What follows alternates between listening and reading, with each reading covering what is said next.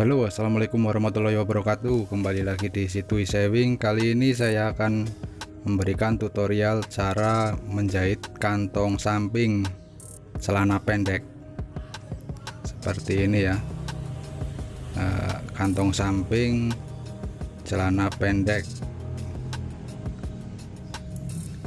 Wah, ada duitnya.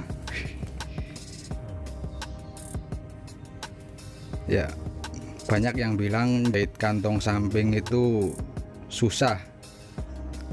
Nah, apakah ada cara yang lebih cepat dan lebih mudah?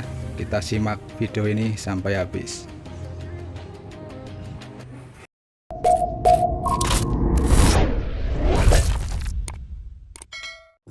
Oke, langsung saja ya. Ini sudah ada potongan celana pendek dan potongan kantong samping. Kita lihat cara menjahitnya.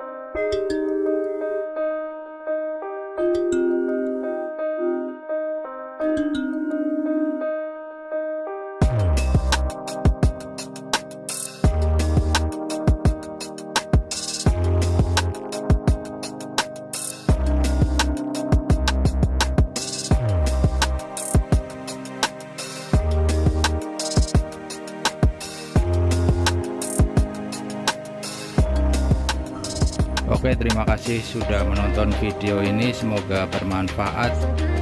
Jangan lupa like, komen, dan subscribe serta bagikan bila perlu ya. Sampai jumpa di tutorial selanjutnya. Dan wassalamualaikum warahmatullahi wabarakatuh.